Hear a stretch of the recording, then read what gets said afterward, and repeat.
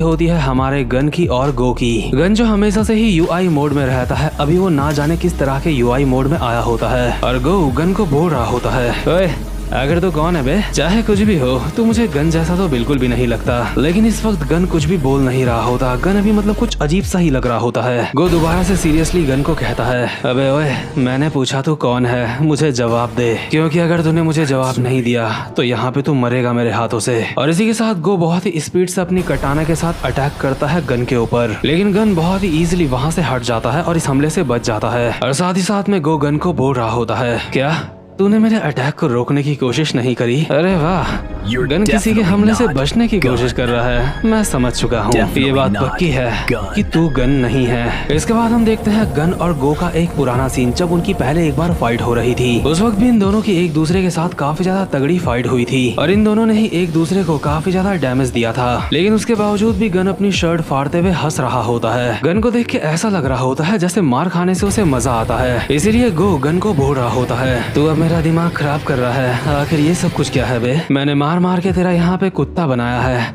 लेकिन इसमें खुश होने वाली क्या बात है? यहाँ तक कि मैंने यहाँ पे अपनी ट्विन शॉट टेक्निक का भी इस्तेमाल करा है, लेकिन उसके बावजूद भी तो अपनी जगह में खड़ा कैसे है, मेरे समझ नहीं आ रहा है। और उस वक्त गन ने गो को कहा था, कोई ऐसा है जिससे मुझे मिलना है और उससे मिलने से पहले मुझे कुछ भी नहीं हो सकता। और प्रेजेंट मोमेंट में गो को यही सारी बातें याद आ रही होती है, इसलिए प्रेजेंट मोमेंट में गो गन को कहता है, उस वक्त मैं सोच रहा था कि आखिर तुझे किससे मिलना है, तो वो तू था जिससे गन को मिलना था, है ना? लेकिन तुझे बता दूं, मेरा मूड अभी अच्छा नहीं है बेटे। तुझे ये बात अच्छी तरह से पता होनी चाहिए कि मैं तुझसे फाइट नहीं, मैं गन से फाइट करना चाहता हूँ। और गन को तूने अपने पीछे छुपा के रखा है। मुझे गन की जान लेनी है, ना कि तेरी जान लेनी है। इसलिए पहली फुर्सत में यहाँ से दफा हो जा, क्योंकि अभी मेरा मूड थोड़ा सा अच्छा है। यहाँ से दफा हो जा और गन को मेरे सामने लेके आ, और अगर तूने ऐसा नहीं करा तो यहाँ पे मरने के लिए तैयार हो जा। और गो अपनी कटाना और उसके मियान के साथ फाइट करने के लिए तैयार होता है, यानी कि इस बंदे को मारने के लिए तैयार होता है। लेकिन इतने में ही गन बहुत ही स्पीड में आता है और एक मुक्का मारता है गो की ठुड्डी में, जिससे गो हवा में उड़ने लगता है। ये मुक्का गो के इतना ज्यादा जबरदस्त पड़ा होता है कि गो को रिएक्ट करने का भी टाइम नहीं मिला होता।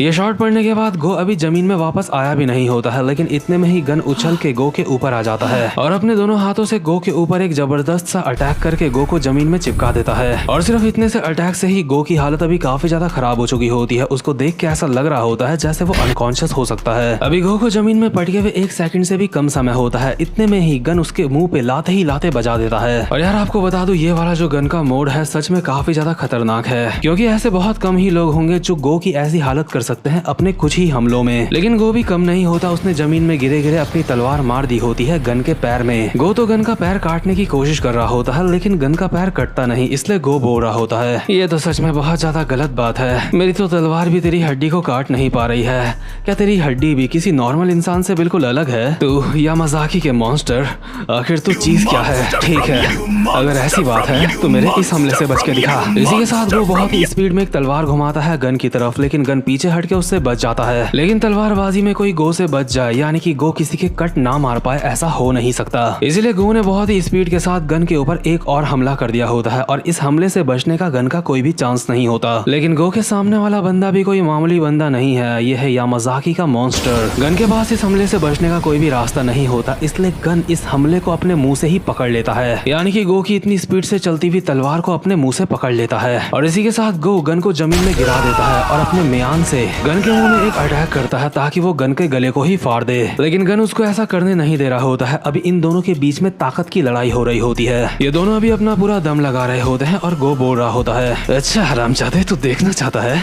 कि ज्यादा ताकतवर कौन है? हाँ, लेकिन यार इतने में ही गन अपने दोनों हाथों से गो के हाथ को बिल्कुल ऐसे पीसता है जैसे कोई गन्ने का रस निकाल रहा हो, और साथ ही साथ में अपने मुंह से गो की तलवार को भी तोड़ देता है और उसके मुंह पे जो तलवार का पीस होता है सीधा गो के हाथ में मार देता है। इसके बाद गो के पेट में एक खतरनाक सा मुक्का मारता है, जिसकी वजह से गो दीवार तोड़ता हुआ पीछे की तरफ जा रहा होता है। इस मुक्के से गो काफी ज्यादा दूर जाके गिरा होता है और जो दीवार टूटी भी होती है, गन वहाँ से चलता हुआ आ रहा होता है गो की तरफ। लेकिन इस वक्त गो काफी ज्यादा सीरियस हो चुका होता है। गो अभी अपनी जगह से उठते हुए गन को बोल रहा होता है, अबे ओए यामाज़ाकी, भले ही तू ताकतवर होगा लेकिन तेरे अंदर दिमाग नहीं है। सबसे पहले तूने मेरे हाथ की हड्डी को मोड़ के तोड़ दिया, उसके बाद मेरे हाथ के अंदर तलवार का पीस घुसा के वापस से मेरी हड्डी को टूटने से बचा लिया। ठीक है यामाज़ाकी, अब इसको खत्म करने का वक्त आ चुका है। और यार इस वक्त गो सच में काफी ज्यादा सीरियस हो चुका होता है। और जब गो सीरियस होता है तो आपको बता दूं, इससे कोई भी फर्क नहीं पड़ता कि उसके सामने कौन खड़ा है, क्योंकि चाहे गो के सामने कोई भी हो, वो गो की तलवार से बच नहीं सकता। और अभी गो इस्तेमाल कर रहा होता है अपनी एक स्वॉर्ड टेक्निक का, जिसका नाम होता है द मूनलाइट फर्स्ट स्वॉर्ड।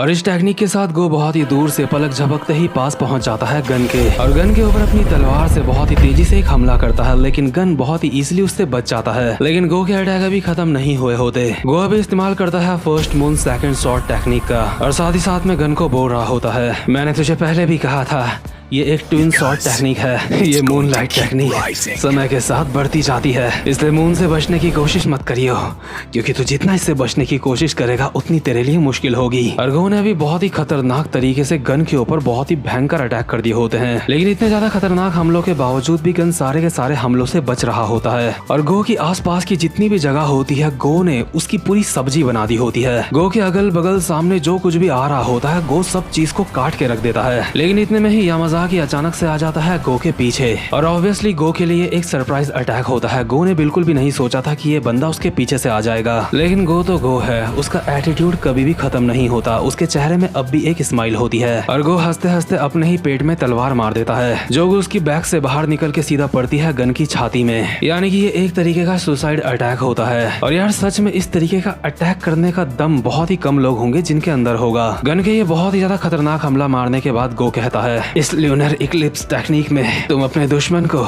अपने पास आने देते हो, और जैसे ही वो तुम्हारे पास आता है तुम खुद को और उसको दोनों को ही अपनी तलवार से मार देते हो। लेकिन तुझे बता दूं, मैं यहाँ पे तेरे साथ मरने नहीं वाला हूँ। तू सोच रहा होगा ऐसा क्यों, है ना? ऐसा इसलिए बेटे, क्योंकि मैंने अपने मेन ऑर्गन्स में हमला नहीं करा है। इस हमले में हम अपने मेन ऑर्गन्स को बचाते हुए हमला करते हैं दुश्मन के दिल में। लेकिन हैरानी वाली बात तो यह है, जो कुछ देर पहले तूने मेरी तलवार तोड़ी थी, क्या वो तलवार तूने जानबूझ के तोड़ी थी? क्या तुझे सच में पता था कि ऐसा कुछ होने वाला है? और यार गन ने जो गो की तलवार तोड़ी थी, उस वजह से गो की तलवार की लेंथ कम हो चुकी होती है, और इसी वजह से गो की तलवार गन के दिल पे नहीं लगी होती है, वो थोड़ी सी पीछे रह गई होती है। मतलब यार सच में ये यामाज़ाकी मॉन्स्टर सच में बहुत ज्यादा खतरनाक है। लेकिन इसी के साथ गन अपने दोनों हाथों से एक खतरनाक सा अटैक करता है गो के ऊपर, और उसको जमीन में चिपका देता है। साथ ही साथ में गो की कमर में एक और लात मार के वहाँ से हट जाता है, जिस वजह से गन की छाती से तलवार निकल चुकी होती है, और अभी पूरी की पूरी तलवार गो के ही घपी हुई होती है, और गो पूरी तरह से अनकॉन्शियस पड़ा हुआ होता है जमीन में।